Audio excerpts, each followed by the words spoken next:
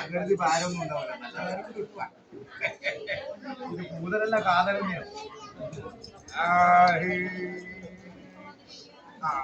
കാതലായ വസ്തുവിനെ നിറവേറ്റി തന്നിരിക്കുന്ന ഒരു മുത്തപ്പനെ കൊണ്ട് കാര്യമായ നാളേക്കുള്ള യോഗങ്ങൾ പ്രധാനമായി കൽപ്പിച്ച്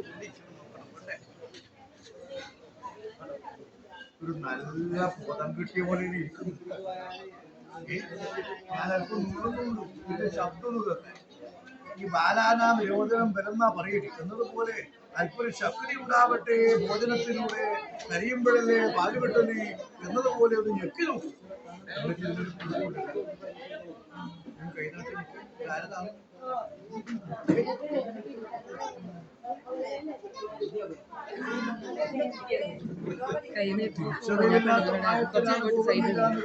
മറ്റൊന്ന് വിചാരിക്കും അമ്മയെ തിരിച്ചറിയേണ്ട പ്രായമായിട്ടത് പോകുന്നില്ല അങ്ങോട്ട്.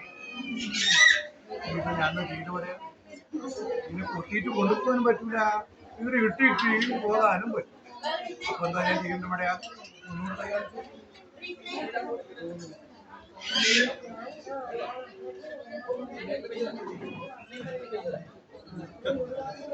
എന്നെ ഇഷ്ടപ്പെട്ടവരാരും എന്നെ വിട്ടിട്ട് പോകാറില്ല.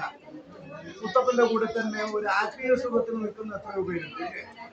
ലൗകിക സുഖങ്ങൾ കാണിച്ചുകൊണ്ട് നിങ്ങൾ ദേവത കാണിച്ചാലെന്നും വരുന്നതോട്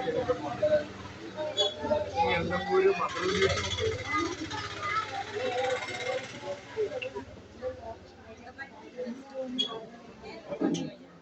ഞാൻ നേരത്തെ കിണ്ടിലെന്നാ കൊടുത്തതറിയാം.